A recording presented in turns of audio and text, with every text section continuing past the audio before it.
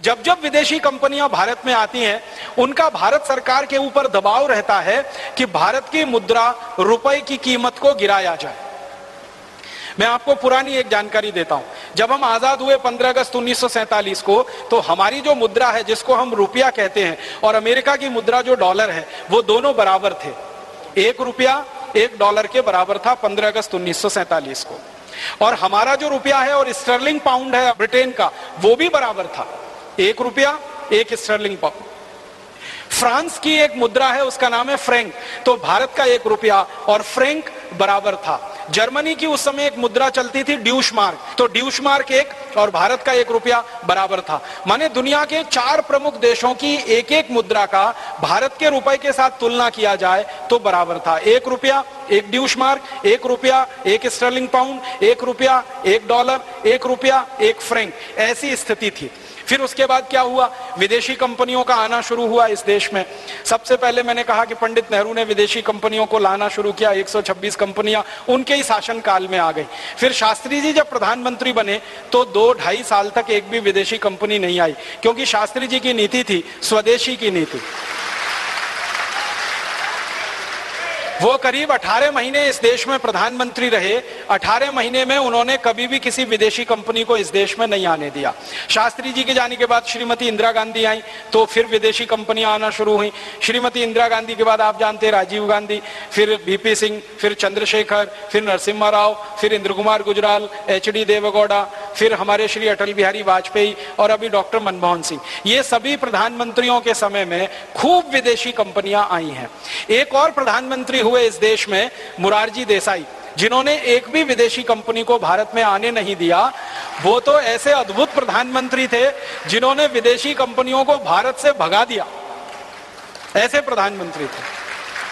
श्री मोरारजी देसाई जब प्रधानमंत्री बने थे ना, उस समय कोका कोला नाम की अमेरिका की कंपनी भारत में बहुत बड़ा व्यापार करती थी। मोरारजी देसाई के उद्योग मंत्री हुआ करते थे जॉर्ज फर्नांडीज। तो जॉर्ज फर्नांडीज ने कोका कोला कंपनी को एक नोटिस दिया था। वो नोटिस में उन्होंने लिखा कि या तो आप तुरंत भारत छोड़ दीजिए, नहीं तो हम आपकी पूरी संपत्ति का राष्ट्रीयकरण कर देंगे, माने आपको पूरा भारत में मिला देंगे, माने कोका कोला की सारी संपत्ति भारत की हो जाएगी। तो कोका कोला कंपनी डर गई, भारत छोड़ के भाग गई। इसी तरह से एक अमेरिकन कंपनी को भगाया उन्होंने, उसका नाम था IBM, और एक अमेरिकन कंपनी को भगाया ICL। ऐसी कई विदेशी कंपनियों को भगाने वाले एकमात्र प्रधानमंत्री थे मोरारजी देसाई, और एकमात्र उद्योग मंत्री थे जॉर्ज फर्नांडीज। अब क्या हुआ, जिन जिन कंपनियों को भगाया था मोरारजी भाई देसाई ने और जॉर्ज फर्नांडीज ने, वो फिर से घुस गई इस देश में। कोका कोला फिर से आ गई, IBM फिर से आ गई, ICL फिर से आ गई, और हजारों दूसरी कंपनियों को लेके आ गई।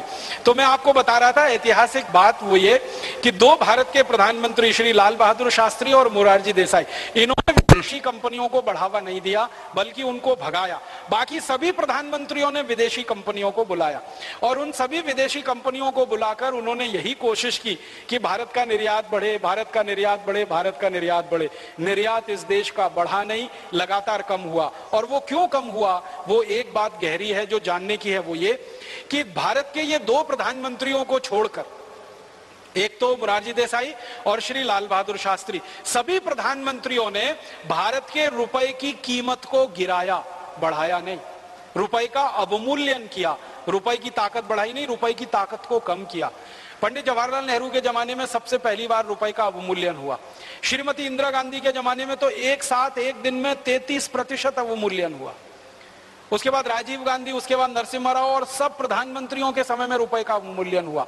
अब कीमत गिरते गिरते गिरते गिरते आ गई है 50 रुपए 1 डॉलर। अब आप सोचिए कि 1947 में 1 रुपया 1 डॉलर, अब 2009 में 50 रुपया 1 डॉलर। इसका मतलब क्या है, 1947 में अगर हम अमेरिका को 1 रुपए की चीज निर्यात करेंगे तो हमारी आमदनी होगी 1 डॉलर। अब 2009 में हमें अमेरिका को 50 रुपए की चीज निर्यात करनी पड़ेगी, तब आमदनी होगी 1 डॉलर। माने जितनी चीज 1947 में बेचकर हम 1 डॉलर कमाते थे, अब उससे 50 गुना ज्यादा चीज बेचनी पड़ेगी, तब हमें 1 डॉलर मिलेगा। इसका माने निर्यात की मात्रा हम कितनी भी बढ़ाते चले जाएं, लेकिन निर्यात की आमदनी हमारी हमेशा कम और कम और कम ही होती जाएगी, क्योंकि रुपए की कीमत डॉलर की तुलना में गिरती चली जाएगी। इसलिए आजादी के 62 साल में भारत को निर्यात करने से कोई फायदा नहीं हो रहा है, उल्टा नुकसान इस देश को हो रहा है। नुकसान क्या हो रहा है कि आप जब रुपए की कीमत गिराते चले जाएंगे विदेशी कंपनियों के दबाव में, तो आपका आयात महंगा होता चला जाएगा। इस बात को ऐसे समझिए, 1950 में अगर हम अमेरिका से $1 की कोई वस्तु खरीदी करें तो हमको सिर्फ ₹1 देना पड़ता था। आज हमको $1 की वस्तु अमेरिका से खरीदी करनी पड़ेगी तो ₹50 देना पड़ेगा। आयात करने में 50 गुना खर्चा ज्यादा होगा, निर्यात करने में 50 गुना आमदनी कम होगी। अगर आयात और निर्यात दोनों को मिला दिया जाए तो 100 गुना नुकसान इस देश का हर पल हर क्षण होगा जब भी हम $1 का निर्यात या आयात करें। तो हम ऐसे ही 50 साल पीछे हो गए ना अमेरिका से। तो हमको जो गहराई से बात समझनी है वो ये कि विदेशी कंपनियों के आने के बाद सरकार जो रुपए का अवमूल्यन कर देती है उसके कारण निर्यात लगातार गिरता जाता है। तो कोई भी विदेशी कंपनी कितनी भी ताकत भी लगाएगी तो भी निर्यात बढ़ेगा नहीं, और वो वैसे भी कोई ताकत नहीं लगाने वाले इस देश का निर्यात बढ़ाने के लिए। तो हमारे दिमाग में ये स्पष्टता हो जानी चाहिए कि विदेशी कंपनियों के आने से बिल्कुल निर्यात नहीं बढ़ता है, बल्कि निर्यात तो हमारी अपनी ताकत से बढ़ता है। मैं एक बात फिर से आपके सामने दोहराना चाहता हूं कि जो कुल निर्यात हम दुनिया में करते हैं उसका लगभग 95% निर्यात हमारे स्वदेशी उद्योग वाले लोग करते हैं, कारीगर करते हैं, व्यापारी करते हैं। स्वदेशी व्यापारी, स्वदेशी उद्योगपति, स्वदेशी कारीगर, स्वदेशी मजदूर जो पैदा करते हैं उससे हमारा 95% निर्यात है। विदेशी कंपनियां तो मुश्किल से 5% निर्यात हमारा करती है। इसलिए वो निर्यात बढ़ाने के लिए भारत में कभी नहीं आते।